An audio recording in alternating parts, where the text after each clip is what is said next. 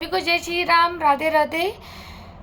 मैं ईशा, पुत्री अशोक कुमार अरोड़ा जी की। आप लोग सब मेरी वीडियोस देख रहे हैं। मेरा क्या कसूर, मेरी ज़िंदगी का सच, इसके लिए बहुत बहुत धन्यवाद। और जो मेरे नए व्यूवर्स जुड़े हैं वो मुझे फेसबुक पे और यूट्यूब ईशा बेरी के नाम पर उसमें जाके फॉलो कर सकते हैं और आप मेरी ज़िंदगी की सच्चाई सुन सकते हैं कि मेरे साथ ससुराल में क्या क्या हुआ है और कई बहनों के साथ भी होता होगा।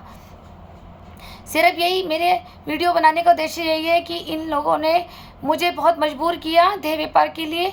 जो एलिगेशन लगाया जाता था कि मैं देह व्यापार की लड़की हूँ, मैं खुद ऐसे कामों में हूँ, और मेरी बहन को इन्होंने हाईजेक खुद किया, किडनैप कर रखा है मेरी बहन को, जो मिलने नहीं देते मुझसे 5 साल से। और इन्होंने मेरी मम्मी की, मेरी बहन की और कैसे मेरी और ज़िंदगी बर्बाद करी है। आप मुझसे जुड़े रहिए, आपको ज़िंदगी का सारा सच मैं बताऊँगी इन्होंने मेरे साथ क्या क्या किया है। और जो माताएं बहनें हैं वो भी सावधान होंगी कि हाँ, ऐसा भी ससुराल मिलता है। कल अपनी बच्चियों की और बहनों की शादी करते हुए वो बहुत सोच समझ कर करेंगे, पूरी छानबीन से करेंगे। मेरा यही मकसद था। मैं आपको ये बताना चाहती हूँ। आपने कुछ मेरी वीडियो में सुना था कि मेरी अलमारी की चाबी बना ली थी और सारा जेवर चुरा लिया था। इतना बड़ा मुझे लॉस दिया, जो मेरे को माइंड गेम खेला इन्होंने मेरे साथ और मुझे पागल करने की कोशिश करते थे कि मेंटल हैरेसमेंट है। तो मैंने अपनी भाभी को ही बोल दिया था, अंजू बेरी को, कि मैं पुलिस में एक रिपोर्ट लिखवाऊंगी अब कि इन्हें चोरी भी कर लिया है। कम से कम अपने जेवर नहीं तो मेरे पापा वाले तो जेवर मुझे दे दें। मैं इसके लिए एक महिला हेल्पलाइन में जाऊंगी और कोर्ट जाऊंगी, ये अपना आप देगी। इसने तुरंत मेरी भाभी ने मम्मी को फ़ोन करके बता दिया। और ये तभी बात करती थी जब मम्मी दुकान पे जाती थी खड़खड़ी, वहाँ पे फ़ोन करके इन्होंने कहा कि मम्मी ये तो पुलिस में जाएगी और छानबीन हो जाएगी, अब तो आपके जेवर भी वापस मिल जाएंगे आपकी बहू को और अपने वाले भी मिल जाएंगे। क्योंकि उसने मुझे बताई है बात, रो रही थी, बहुत बहुत ज़्यादा रो रही थी कि मेरे जेवर में अपने जेवर रख लेती, मुझे कोई दुख नहीं होता, लेकिन मेरे पापा के जेवर रख लिए इसने। अब मैं तो इसके लिए आवाज़ उठाऊंगी, मैं बताऊंगी। घर में तो मेरी कोई हेल्प नहीं करता, मेरी ना दादी है ना बुआ है मेरे हेल्प फेवर में, बोलती ही नहीं है वो लोग।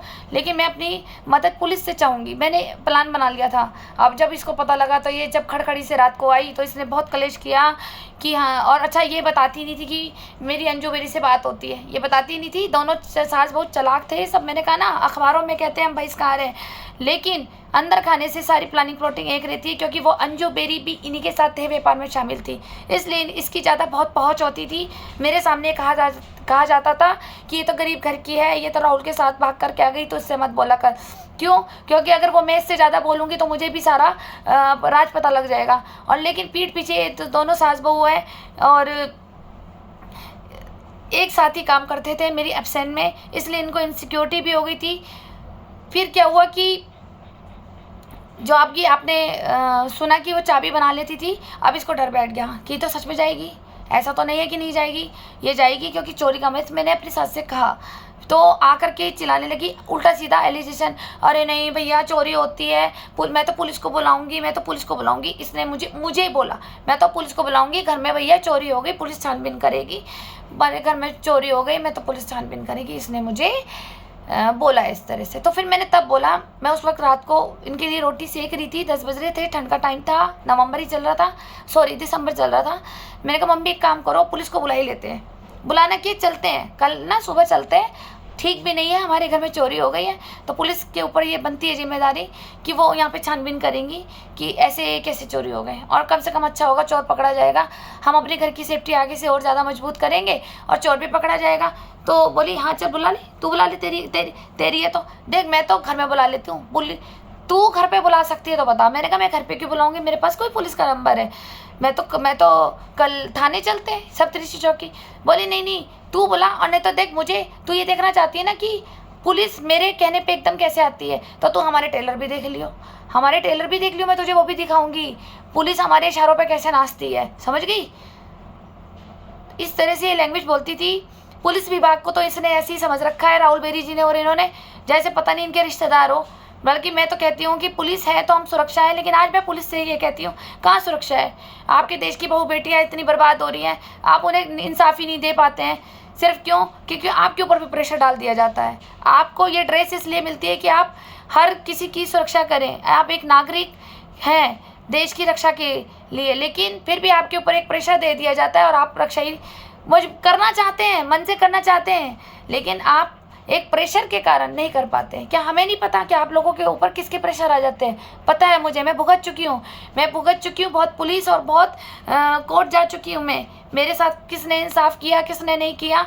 आज मुझे आप लोगों भाइयों की, पुलिस भाइयों की बदौलत मुझे वहाँ कोर्ट खड़ा होना पड़ा अपने 2 पड़ोसियों को लेकर के, जिन्होंने मेरे साथ बदतमीजी करी, मेरे साथ बदतमीजी करी। इतनी आए दिन मेरे को टॉर्चर करते थे ये पड़ोसी, पर आप लोग भी नहीं सुन पाते थे। आपको पता सब कुछ था, लेकिन फिर भी आप नहीं लिख पाते थे कि हाँ भाई कि ईशा सही है और पड़ोसी गलत है। मैं समझ गई थी, तभी तो मुझे कोर्ट जाना पड़ा। इसी बात पे मुझे बार बार धमकी देती थी, तुझे पुलिस देखनी है ना, मैं तुझे घर में ही दिखाऊंगी, घर में ही। और उस दिन बच के रही हो, क्योंकि जिस दिन पुलिस मेरे घर में आएगी ना, तो पहला निशाना तू है। मैंने कहा तो आप मुझे क्या बंद करा दोगी? कह रही बंद? मैं तो तेरे बिस्तर पे ही तेरे हनीमून बनवा दूंगी, मुझे ऐसे ना समझियो। समझ गई? बचाती रही हो अपने आप को, और तेरे पति के सामने बनाऊंगी, यही तेरे पति के सामने ही। समझ गई? देख तू ये भी क्या करता है, देखो तेरी आन और लाज कैसे बचाएगा तेरा पति। ठीक, इसने इतनी बदतमीजी में से करी। फिर इसको ये लग रहा था कि भाई अब तो ये यहाँ से जा भी नहीं रही, राज भी पता लग गए, और हमारा काम भी सही नहीं चल रहा है। बड़ी भाभी भी इनसिक्योर हो रही है, क्योंकि वाई दिन इनके घर में आती थी एक एक दिन छोड़कर। ये सब तमाशे में देखती थी सिर्फ चुपचाप, क्योंकि मेरा घर नहीं था। यही मैं सुनती थी, वो मेरा घर नहीं है। मैं अपने एक कोने में मेरा एक बेडरूम मुझे दिया गया था, मैं उसी में बैठी रहती थी, उसी में मैं अपना सब्जी काटना, ये सब करना। लेकिन जब इसके एक लड़का लड़की जो भी आता था ग्राहक, तो ये मेरा बेडरूम यूज़ करती थी, ताकि कभी छापा पड़वाना पड़े तो बहू के बेडरूम में छापा पड़वाऊंगी कि ये धंधा कराती है। जी हाँ, इसकी प्लानिंग थी। तो मुझे क्या करती थी, 2 घंटे के लिए ड्राइंग रूम में बिठाती थी, और फिर उस मेरे ही डबल बेड को यूज़ कराती थी। आज भी वो डबल बेड मेरे पास है, जिस पर मैं नहीं सोती हूँ। ये रियलिटी है।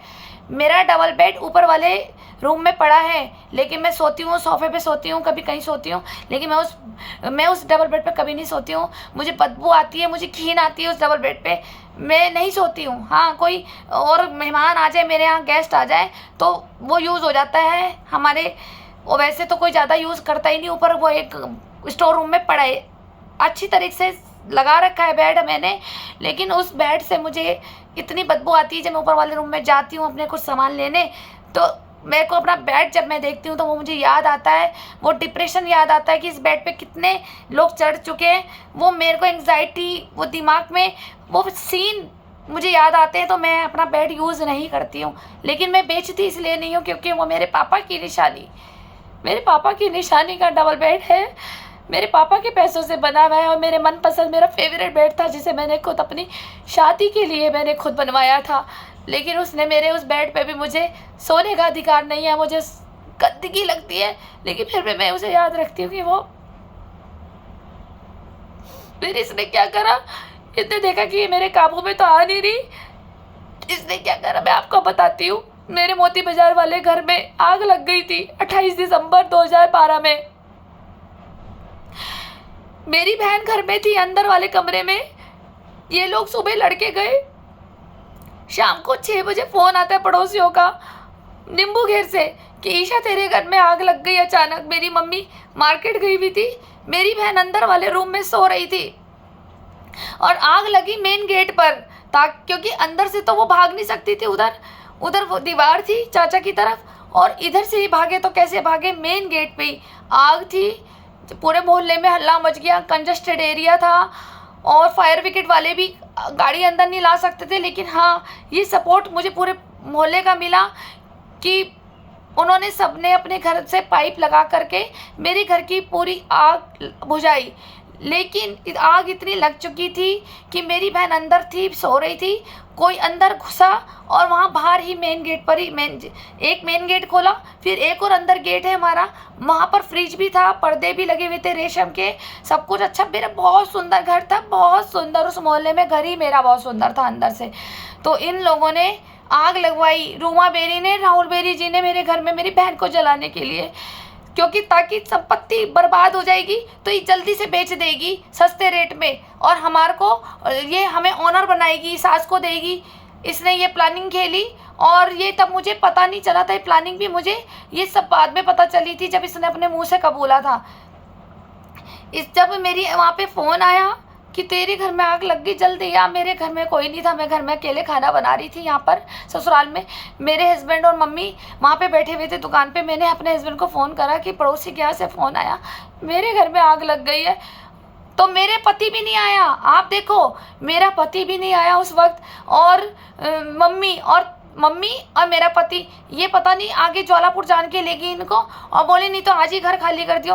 तब इन्होंने गौरव भैया को मेरे को लेने के लिए भेजा। गौरव भैया मेरे जेठ आए थे लेने मुझे, वो लेकर के वो मेरे मायके छोड़ के आए। देखा तो मेरा घर सारा जल चुका था, पूरा जल चुका था, पूरा मोती बाजार जानता है। मेरा बस सिलेंडर उन लड़कों ने निकाल दिए थे खिड़की तोड़ के, क्योंकि मेरे घर में 3 सिलेंडर भरे हुए थे। अगर वो सिलेंडर फट जाता पूरा मोहल्ला बर्बाद हो जाता। लड़कों ने, जो मेरे मोहल्ले के लड़के हैं, उन्होंने सिलेंडर निकाले।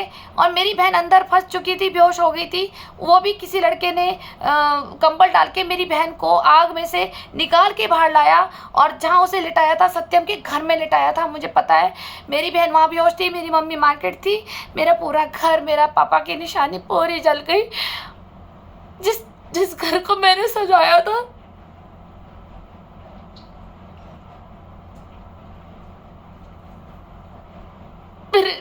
मेरी सास ने बोला मैं तो तुम तीनों को जिंदा जला दूंगी उस मकान में। वो आग मैंने लगवाई थी। देखा मेरी पावर, जो तुम मुझे धमकी दे रही थी कि मैं पुलिस में जाऊंगी कि जेवर चोरी हो गया। ये तो हरामखोर तेरी बहन बच गई। तेरी माँ को तो मैं पागल खाने भेजने वाली थी। मैंने कहा आज तो मर गई, आज मातम बनाएगी हमारी बहू। मेरी बेटी करती है कि हमको वारिस नहीं देगी तो यहाँ पैदा करके, हमारी प्रॉपर्टी देगी क्या तू अपनी बहन को? हम तो तेरी भी खा जाएंगे, तेरी भी, समझ गए? इसीलिए तो शादी करी थी। अरे तेरी माँ कब तक जीती, तेरी बहन कब तक जीती? तेरी बहन, मुझे तो पता, तो बहन की शादी करके तो उसे दे देती बाप का मकान। देखा रूमा का हाल। मैंने कहा मम्मी आप तो यहाँ थी, जाग लग कैसे गई? हंसी जोर से गिरी। यही तो रूमा का कमाल है, यही तो बस नसीब आज खराब ही हो गया कि तेरी बहन बच गई। बस ये गलत हो गया। तेरी बहन अंदर पड़ी थी ना बेहोश, मैं कहीं से कैसे पता? तेरी बहन का अंदर पड़ी थी ना बेहोश, मर जाती थोड़ी देर बाद तक भी ना निकालते मोहल्ले के लड़के। तेरे वो यार ही होंगे जो निकाल ले। मैंने तो अपना काम तेरे मोहल्ले से कर दिया था, समझ गई? और मैं अपनी बहन को भी कहती हूँ, ईमानी जिसके घर तू बैठती है ना, उसने आग लगाई थी। रूमा बेरी उन्हीं के लोग, रूमा बेरी ने उन्हीं को ही आगे करा था। जब तू अंदर सो रही थी और चुपचाप तेरे घर में वो घुसा जिनके घर में तू बैठती थी, उसने घर में ही आग लगा के, पर्दों में आग लगा के, फ्रिज में आग लगा के सारी आग पकड़ ली और भाग गया वहाँ से आग लगा के। तुरंत ही वो आग ज़्यादा बढ़ गई। जब तुझे होश आया, तू खांसती रही, धुआं में तेरे अंदर कार्बन घुस गया, धुआं घुस गया इतना, और तू बेहोश हो गई। और लेकिन फिर भी तेरे को कुछ लड़कों ने निकाला, ठीक है? वो तुझे पता होगा वो कौन से भाई थे जिन्होंने निकाला। इसने आग लगवाई थी। अब मैं उनका नाम अकेले में बताऊंगी किसने आग लगाई थी, लेकिन जिसके घर तू बैठती थी ना, वो रूमा के आदमी है, रूमा के है वो बाबू, जिसने हमारे घर में हमारे पापा की निशानी जलाई। और उसने कहा कि अब तो तेरा बाप का मकान सारा जल गया। और मैं तो शुक्र बनाया कि मम्मी बच गई, नहीं तो मम्मी तो बहुत बीमार थी, अस्थमा की पेशेंट थी।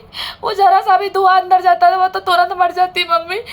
मम्मी चली गई बाजार और तू अंदर ही सो रही थी और बाहर पर आग लगा दी उन्हीं लड़कों ने, मोहल्ले के लड़के हैं वो, मेरे को पता है ना। आप, रोमा ने मुझे खुद बताया है। रोमा ने कहा मैं किस्मत इतनी खराब निकली कि तेरी बहन बच गई, यही तो मारना चाह रहे थे हम, ठीक है ना? तेरी माँ को भी, तेरी माँ तो पागल है ही, तेरी माँ तो देख पागल है, कैसे फटे हुए कपड़ों में रहती, उसको भी पागल खाने डालते। अरे तू तो वैसी बढ़ जाती इसके बिना, और नहीं तो मैं तो तुझे भी पागल करके वहाँ भेज देती। तू मुझे नहीं जानती रूमा को, तू मेरे से उलझ रही थी, धमकी दे रही थी ना मुझे पुलिस की। जा, तेरे को अब दिया मैंने पहला टेलर, जा अब तू पुलिस में भी जाके कहते मैंने आग लगाई। अब देख पुलिस क्या कहेगी, तू पागल है, घर में तेरी सास यहाँ रह रही है, तू यहाँ पे रह रही है, तो तेरे घर में आग ये कैसे लगाने चलेगी रूमा? पर रूमा ने जिससे आग लगाई है, मैं उसका नाम नहीं बोलूँगी, मैं पुलिस को बताऊँगी उसका नाम। जिससे इनने आग लगवाई पैसे दे करके, वो उन्हीं का ही आदमी है जिनके घर में तू बैठती है। तुझे बर्बाद करने वाले वो सब है। तुझे चाय में पिलाना, खाना खिलाना, तुझे भड़काना, सब रूमा और राहुल का प्लान था, जिससे कि वो आग लग जाएगी। सारी संपत्ति अगर वहाँ पे फट जाता, सिलेंडर फट जाता, तो वहाँ पे मेरी संपत्ति नाश हो गई, सारी दीवारें गिर जाती, सिर्फ एक प्लॉट ही बच जाता ना बाबू। वो मेरे को मजबूरी में देना पड़ता, राहुल मेरी को, रूमा को। क्या भैया ले लो, ले लो, मुझे बचा लो। मेरी बच्ची को भी इन्होंने जलाने के लिए पूरी प्लानिंग करी। फिर अब तुझे हॉस्पिटल ले गए थे। उसके बाद जब हम वापस आए, रखरानी जा रही थी, तुझे याद होगा, रात को 1 बजे तुझे लाए थे हॉस्पिटल से, बंगाली हॉस्पिटल से। इसने मुझसे ही शर्त रखी थी, अपने बाप का मकान हमारे नाम कर दे, वरना मैं तुझे तो अभी एक बार दिखाया, तेरी बहन को भी वही दबा दूंगी जला के। अरे शमशान घाट तो जाने की जरूरत ही नहीं पड़ेगी, तुम्हारा तो खर्चा भी बच जाएगा शमशान घाट का। तेरी माँ भी वहीं जल के मर जाएगी और तेरी बहन भी बची। तुझे तो मैं जला दूंगी, और नहीं तो तू जिंदा रहना चाहती है। देख अंजू भी तो है, अंजू को मैं कितना प्यार करती हूँ, मानती है ना वो। देख मैं कितने प्यार से बात करती हूँ, देख मैं कितना सम्मान देती हूँ अंजू को। तू मेरे कहने पे क्यों नहीं चलती? इसने मेरे को इतना दर्द दिया है ना, जो मैं किसी को नहीं बता पाई। और मैं घुट के, मैंने बहन तुझे भी नहीं बताया। मेरे घर में तुझे बड़े होके बता दूंगी, नहीं तो तू बच्ची है, तू तो डर जाएगी। मैं फिर भी तुझे बंगाली हॉस्पिटल से लाइन ने मुझे शर्त रखी, और मुझ जब तुझे को हमने बेडरूम में आते ही रात को 1 बजे याद होगा, तुझे हमने कॉफ़ी बना के दी थी। तू बहुत डरी हुई थी कि दीदी मेरे आग में मैं बच गई। हमने तुझे रजाई में बिठाया और मैंने रात को 1 बजे कॉफ़ी दी थी। तभी किचन में आके बोली, बच गई हरामजादी। अब आप बताओ, ऐसी सास को मेरी बच्ची को गले लगाना चाहिए था। मेरी मम्मी को भी, मेरी मम्मी जले हुए घर में पड़ी, पूरा घर जल चुका था, रोटी तक नहीं थी घर में, सारा राशन पानी सब जल गया था मेरा। मैंने बोला मम्मी मैं घर को मेंटेनेंस कराऊंगी, तो मैं 1 हफ्ते के लिए अपनी मम्मी को भी लिया हूँ। लेने का एक ही शर्त है मेरी, एक ही शर्त, जो मैं तुझे करने के लिए कह रही हूँ ना, तू मुझे खुश कर दे। मैं तुझे, अरे फिर तो तू महीना रख, 1 महीना रख, अपनी माँ को 2 महीने रख। एक तो मुझे चाहिए तेरे बाप का मकान, ठीक है, और दूसरा मेरे हाँ में हाँ कर, जो काम मैं तुझे करी। फिर तो अपनी माँ को चाहे तो पूरे 6 महीने रख, मना किसने करा? क्या करेगी उस मकान को मेरा करके? वो प्लाट हमें दे दे, वो घर हमें दे दे, मेरा बेटा राहुल वहाँ पे होटल बना लेगा, ठीक है, वहाँ पे गेस्ट लॉज बना लेगा, लेकिन तू अपनी माँ को ऊपर वाले कमरे में रख ले, कोई मना नहीं है। हिमानी इसने आग लगवाई थी ताकि मैं, तभी मुझे कहती थी मैं तुझे इतना बर्बाद कर दूंगी कि तू अपनी दादी, बुआ, चाचा, चाची सबकी लाशें देखेगी उस घर में, सबकी। मैं क्या करूं? मुझे तो हर समय गलत ही बोलते सब लोग। मैं अपना दर्द घुट के अकेली बैठ करके रोती रही, और जिसका हर जाना मुझे खुद, एक मैं बीमार हो गई और अंदर से मैं मेंटली हेरेसमेंट करके अंदर इतनी बीमार हो चुकी कि मेरा एम्स हॉस्पिटल से इलाज चल रहा है। इन्होंने इतना टॉर्चर मुझे किया, मैं ये दर्द किसी को नहीं बता पाती थी। मेरे पति भी नहीं मानते थे, वो भी नहीं मानता था। मैं चीख के बताती चली गई, लेकिन अब मानता है ना, क्योंकि जब खुद बर्बाद हो गया, जब माँ ने इसको घर से बाहर निकाल दिया, उस वक्त तो ये भी कहता था तो झूठ बोलती है। मैं अपने सबूत कैसे देती? उस वक्त मैं पुलिस पे जाऊँ, अभी तो एक खाली यही कहा था कि मैं जेवर चोरी होने की रिपोर्ट लिखाऊंगी, तो उसने मेरे घर में आग लगवा दी। इसको पता था कि अगर वहाँ सिलेंडर फटेगा तो मेरा पूरा घर जल जाएगा। मेरी उसमें दादी भी थी, मेरे भाई छोटू, मेरी चाची, पूरा घर में आग लग जाती, सब मर जाते जल करके। लेकिन इसने कहा ये तो बच गए, ऐसे कर रही थी मेरे सामने कि तो बच गई, तो बच गई, तेरी जो लड़की है बैठी ना मेरे घर में नहीं रहेगी। मैंने कहा मम्मी 1 हफ्ता दे दो, 1 हफ्ता दे दो। वहाँ मेरा सारा मकान जल गया। वहाँ मम्मी, मेरी माँ खुद की ऐसी भूखी बैठी, उसको भी मेरे को लाने का अधिकार नहीं था, वो भी जले हुए घर में बैठी। फिर मैं अगले दिन गई, बैंक गई, मैंने एफडियाँ तोड़ी, मम्मी से साइन लिए, एक एफडी मेरी मम्मी की तोड़ी, एक एफडी मैंने अपनी बहन की तोड़ी, एक एफडी मैंने तोड़ी। मैंने सारी थी एफडियाँ तोड़ी, मैं 5 लाख रुपए निकाल के लाई। पूरा घर चल चुका था, पूरे कोई ऐसा नहीं लग रहा था कि मेरा कुछ सामान बचा हो। फिर हम अगले दिन मेरे हस्बैंड और मैं गए वहाँ पे। हमने क्या बोलते हैं, जो मकान बनाते हैं ठेकेदार लोग, उनको दिखाया। उन्होंने सारा बताया। हमने कहा कि चलो हम एक काम करते हैं, घर तो मेंटेनेंस हो जाएगा, हम थोड़ा चेंज भी कर लेंगे, इधर से दरवाज़ा हटा करके इधर कर लेंगे, किचन इधर कर लेंगे। अब जब घर जल ही गया तो दोबारा से मेंटेनेंस करके पूरा टाइल पत्थर वगैरह सारा करवा के सही करा लेंगे, लेंटर वेंटर डलवा लेंगे। ठीक, मैं और अखाड़े से भी बात कर लेंगे कि कितने लगेंगे पैसे। मैं पूरे 5 लाख रुपए लाई। मैं घर जब इनके साथ पीएनबी बैंक था मानसरोवर होटल के सामने, वहाँ से मैंने पैसे तोड़े, एफडी तोड़ के लाई और मैं घर पे आ गई। मैंने घर में रखा। फिर मैंने अपनी बहन को घर भेजा इसके डर से। मैंने कहा जब मम्मी अकेली है, मम्मी की हालत ख़राब है, तू चली जा, देख उनको भी डिप्रेशन हो गया, घर जल गया सारा, मैं सारा नया हो जाएगा, कोई बात नहीं, मैं तुम्हारे को 1 महीने के लिए ना किराए पे मकान दिला दूंगी, मैं शाम को आती हूँ, क्योंकि मुझे यहाँ दोपहर को भी खाना बनाना है, तो चिल्लाएगी।